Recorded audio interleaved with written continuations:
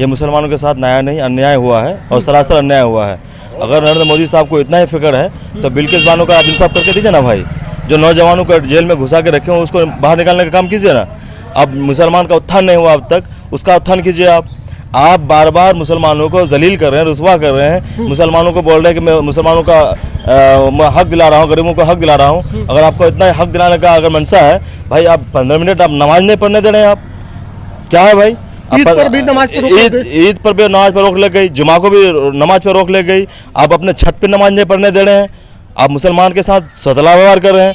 Total 545 सीटों में से एक मुस्लिम कैंडिडेट को आप अपना सीट नहीं दिए हैं, एक MP नहीं है, एक मंत्री नहीं है आपके मंत्री में। मैं उस मुस्लिम नेताओं से गिरवान में हाथ दे करके ये कहना चाहता हूं कि अगर आपको थोड़ा सा भी शर्म बची है तो आप पार्टी को रिजाइन दीजिए, पार्टी को मार करके पार्टी से निकलिए आप। वक्फ बिल को लेकर लगातार हम किशनगंज में हैं और यहाँ के लोगों से बात कर रहे हैं। हमारे साथ एक नौजवान युवा है, इनसे बात करेंगे कि वक्फ पर ये क्या राय रखते हैं। क्या नाम है आपका? मेरा नाम मोहम्मद नौमान है। पकड़े हैं जी, तो मैं इसको तो शुरू से मैं इसका रिजेक्ट करता हूँ। ये मुसलमानों के साथ नया नहीं अन्याय हुआ है और सरासर अन्याय हुआ है। अगर नरेंद्र मोदी साहब को इतना ही फिक्र है तो बिल्किस बानो का आप इंसाफ करके दीजिए ना भाई। जो नौजवानों को जेल में घुसा के रखे हो उसको बाहर निकालने का काम कीजिए ना। अब मुसलमान का उत्थान नहीं हुआ अब तक, उसका उत्थान कीजिए आप बार बार मुसलमानों को जलील कर रहे हैं, रुसवा कर रहे हैं। मुसलमानों को बोल रहे हैं कि मैं मुसलमानों का हक दिला रहा हूँ, गरीबों को हक दिला रहा हूँ। अगर आपको इतना हक दिलाने का अगर मनसा है भाई, आप 15 मिनट आप नमाज नहीं पढ़ने दे रहे हैं। आप क्या है भाई, ईद पर भी नमाज पर रोक लग गई, जुमा को भी नमाज पर रोक लग गई। आप अपने छत पर नमाज नहीं पढ़ने दे रहे हैं। आप मुसलमान के साथ सतला व्यवहार कर रहे हैं। टोटल 545 सीटों में से एक मुस्लिम कैंडिडेट को आप अपना सीट नहीं दिए हैं, एक MP नहीं है, एक मंत्री नहीं है आपके मंत्री में। आप तो ये सरासर अन्याय हो रही है। मैं तो आपका दिल से शुक्रिया अदा करता हूं कि आप मुसलमानों को मुत्तहिद कर रहे हैं, एक जगह कर रहे हैं। जिस दिन मुसलमान जग गया तो फिर उस दिन ये भाईचारा, हम लोग तो भाईचारा निभाएंगे ही, और हम लोग जिस तरह से भाईचारा निभाते आ रहे हैं भाईचारा निभेगा। आप ये कह रहे हैं कि मुसलमान जग जाएंगे तो सब ठीक हो जाएगा हालात, लेकिन हमने देखा कि जब वक्फ बिल का मामला आया, जब मुस्लिम तंजीमों ने कहा कि आप इफ्तार में नहीं जाइए नीतीश कुमार के, तो कई ऐसे मुस्लिम नेता हैं जो कि उस मुस्लिम संगठनों को कहा कि इनकी हम धज्जी उड़ा देंगे। नीतीश कुमार साहब वो चाचा है हमारे, नहीं मुस्लिम लोग, मुस्लिम लोग ठीक है। कई मुस्लिम नेताओं ने, सलीम परवेज है एक तो। अब जो धीरे धीरे जो अभी सिलसिला जारी है ना, सिलसिला पूरा धीरे धीरे जारी है।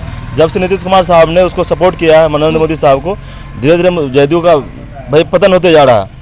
और वह दिन दूर नहीं है जब नीतीश कुमार खत्म हो जाएगी, उसका नाम लेने वाला कोई नहीं होगा। अच्छा, इस बिल ये मुसलमानों के साथ छलावा हुआ है। नीतीश कुमार ने हमेशा मुसलमानों का वोट लिया है, और अभी जो आकर के नरेंद्र मोदी का गोद में बैठने का काम किया है वो तो एक बकरा है। नरेंद्र मोदी साहब या बीजेपी वाला चाहता है कि मैं किसी भी स्टेट में मैं उन्हें सिंगल मैन, सिंगल आर्मी होना चाहता है और सरकार में आना चाहता है। इस बार देखिएगा नीतीश कुमार को साइड कर देगा, अब अकेले सरकार में आएगा नरेंद्र मोदी। लेकिन ये कामयाब नहीं हो सकता है, क्योंकि हम लोग बिहार है, किशनगंज जिला कैसा है, जो हम लोग अमन पसंद लोग यहाँ रहते हैं, और पूरा बिहारी हम लोग हैं, बिहारी हैं। किशनगंज हम इसीलिए खास करके आए क्योंकि जब भी चुनाव होता है तो नीतीश कुमार को सबसे अधिक मुसलमानों का वोट किशनगंज से ही मिलता है। लोकसभा में 3.5 लाख से अधिक वोट जो है उनके कैंडिडेट को मिला। तो फिर आप लोगों के बारे में भी वो नहीं सोच रहे हैं, तो अब आप लोग क्या करेंगे चुनाव में? उसको तो सिरे से खारिज करेंगे, उसको सबक सिखाएंगे। लोकसभा का इलेक्शन हो या विधानसभा का इलेक्शन हो, उसका कैंडिडेट को घुसने नहीं देंगे, नहीं देंगे।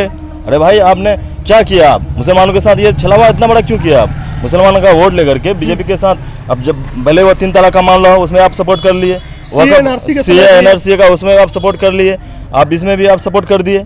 आप कब मुसलमानों का साथ दे रहे हैं भाई? जो उत्थान होने का तो होगा ही। अच्छा, कई और मुस्लिम नेता हैं जो मलाईदार सीटों पर बैठे हैं, गद्दी पर बैठे हैं नीतीश कुमार के अगल बगल में, उनसे क्या कहेंगे? मैं उस मुस्लिम नेताओं से गिरवान में हाथ दे करके ये कहना चाहता हूं कि अगर आपको थोड़ा सा भी शर्म बची है तो आप पार्टी को रिजाइन दीजिए, पार्टी को मार करके पार्टी से निकलिए आप। अगर आप मुस्लिम कौम को देखते हैं, अपना कौम को देखते हैं, आप अपने मुत्तहिद हुई है।